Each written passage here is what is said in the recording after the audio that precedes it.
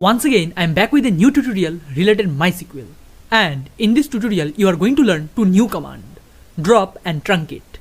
We use these two commands for same job. They are mainly used to delete data from the table. Suppose we have a table named student. And also you can see we have multiple data in our table. And if you use drop command to delete data, in that case, it removes all the data with the table. I want to say it's going to delete the table from the database. It removes all the data, all the columns and the table also. But if I talk about truncate command, then it's not going to remove complete table from this database. This command going to remove all the data from the table, not the complete table.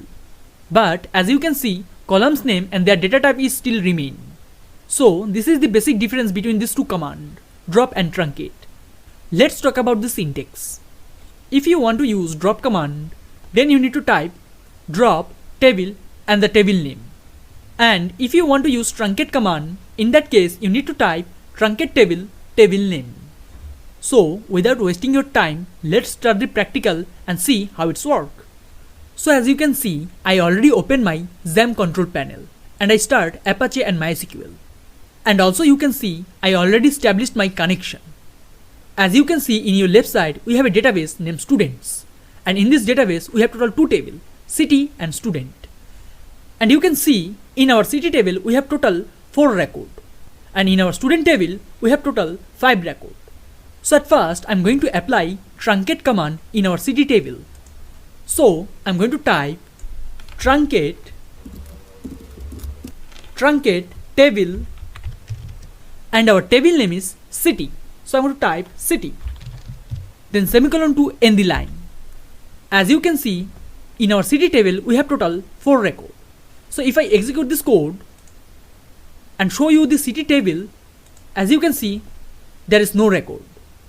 It's delete all the record from the table. But if you notice, you can see it do not remove our table completely. You can see the columns name, CID, city names. Our truncate command delete only the data from this table. So this is the use case of truncate command. Now let's talk about our next command, which is drop.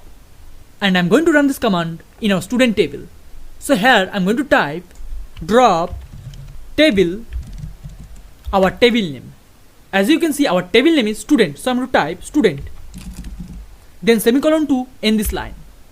This command going to remove everything from this table. Also the table name from the database. Here you can see the table name in our database. But if I execute this code, as you can see, it whip our table from our database. So this is the use case of drop table command. It's going to remove all the data and the table from our database. But if we use the truncate command, it removes only the data from the table, but it remains the table structure as it is. So this is it for this tutorial. Thanks for watching this video. Stay tuned for our next tutorial.